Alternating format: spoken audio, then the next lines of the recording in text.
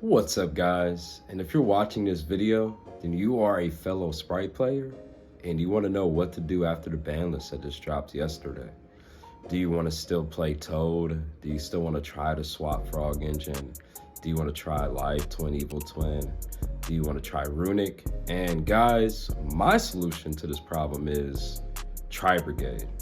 Tri-Brigade just adds an element to this deck that's just, in my eye, the best alternative to losing Ronin Totem.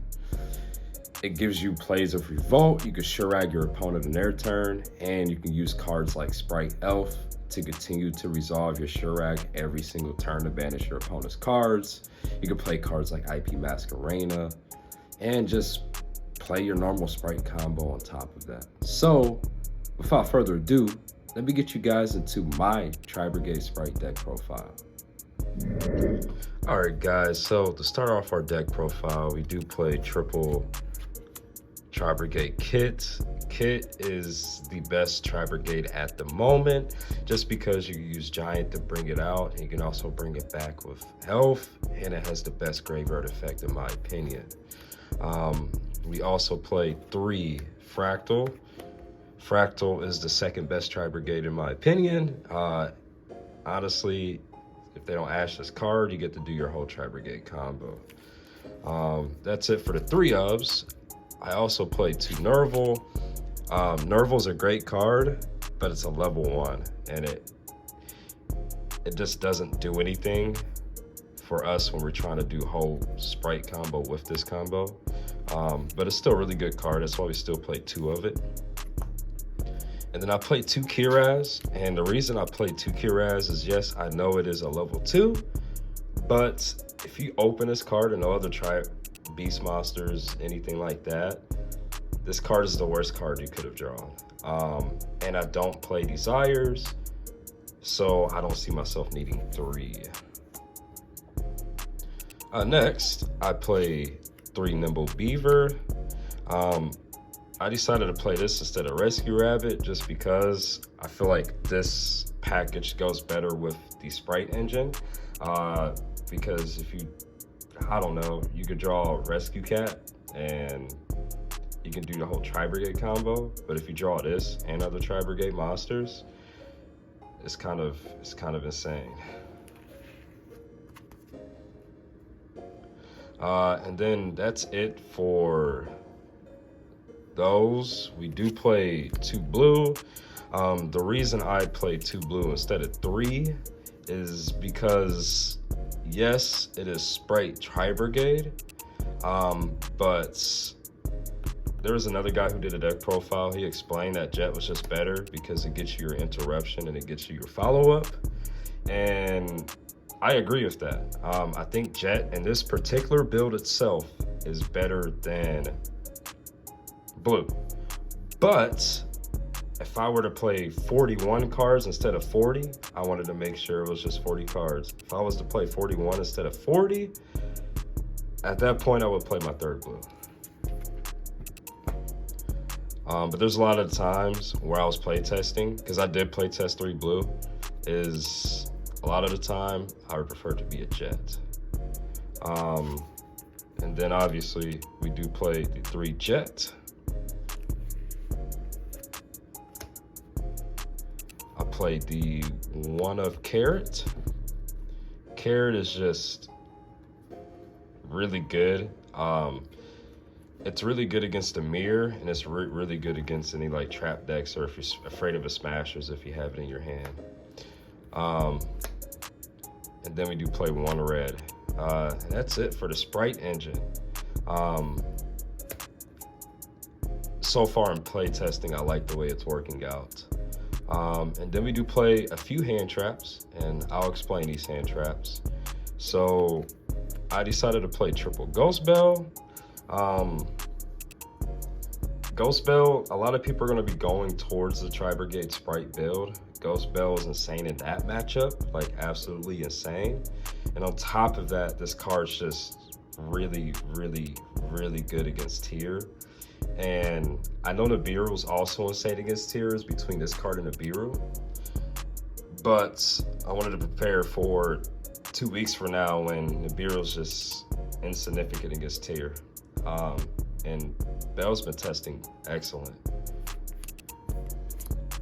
And then for the other hand traps, I play 3 DD Crow. DD Crow is also searchable inside of this deck, which is insane.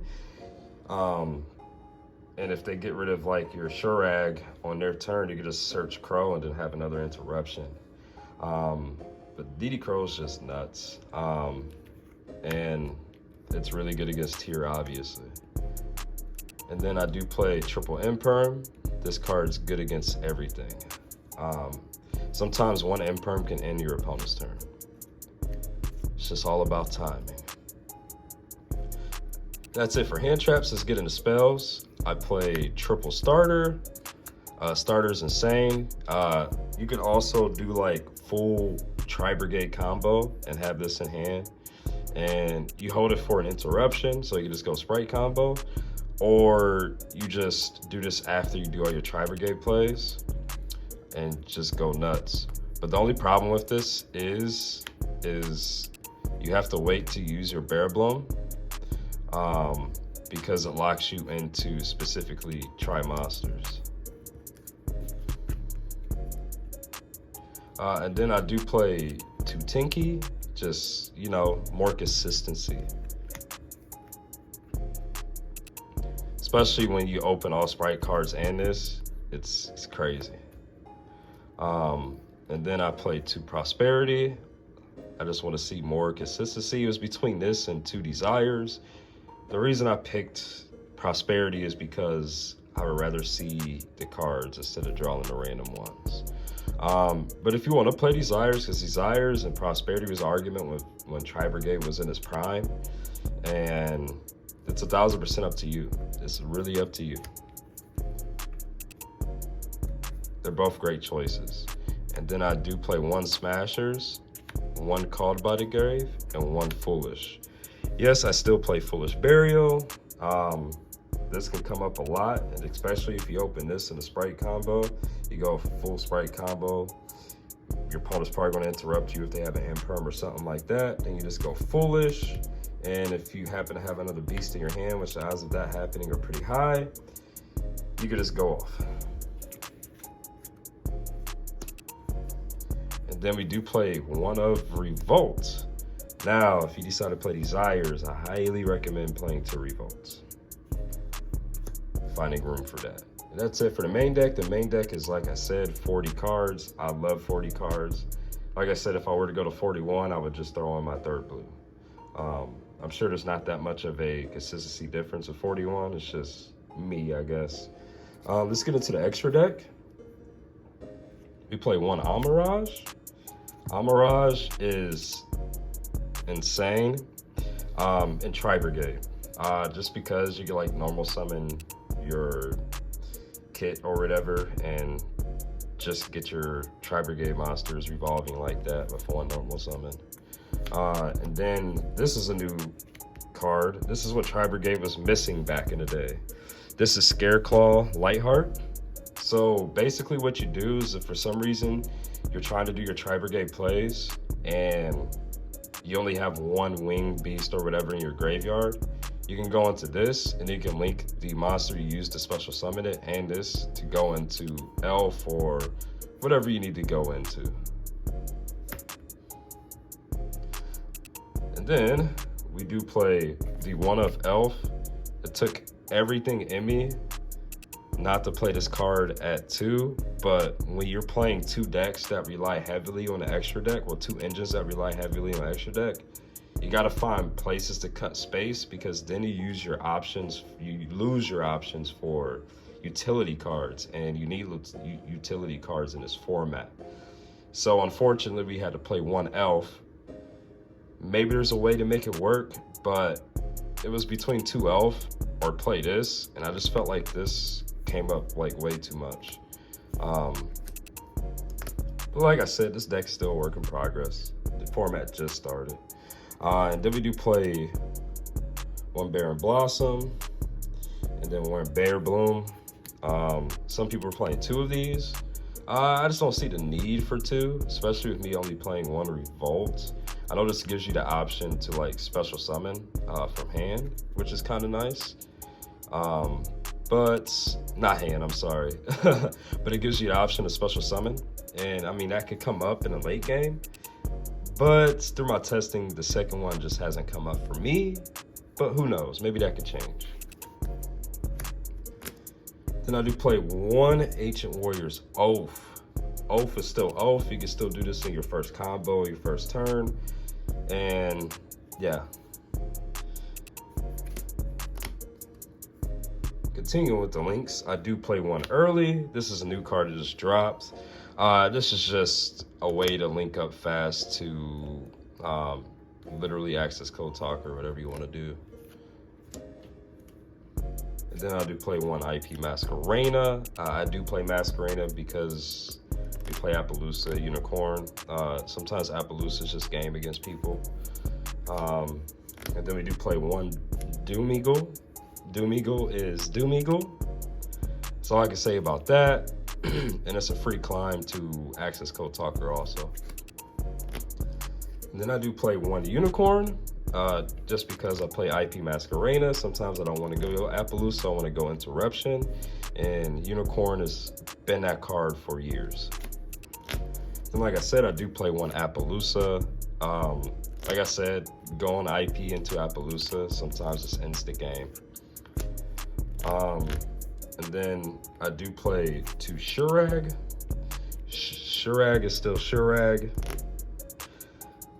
Free Banish and Elf mixed with this card is just ridiculous. Like, you can literally go into this on your first turn if for some reason you're able to, or you just want to. And then you can summon Elf under it if your hand is that ridiculous. Or you get to summon this under Elf, and then you get this Elf on your opponent's turn. Just banish whatever you want. Like, Shurag first turn doesn't feel bad anymore. And then I play one Gigantic. That should have been up there a little bit higher, but it's the only XYZ we play. I could not find room to fit the Zeus package, and I just feel like utility is better than the Zeus package. And then the last card is Access Code Talker. Unfortunately, I'm waiting for that card to come in the mail, but that's what we play. And I hope you guys liked and enjoyed the deck profile. I'm sorry if this is a little bit longer than usual, but I kind of wanted to explain my choices. I'm excited for this new format. This deck is so fun to play. Like, this is the most fun I've had playing Yu-Gi-Oh! In a while. Like, I don't know why I just didn't play Tri-Brigade Spright in the first place. Yes, Spright with toes were probably stronger, but this deck is a lot funner. So I hope you guys liked and enjoyed the video. My name is Zoom. Peace.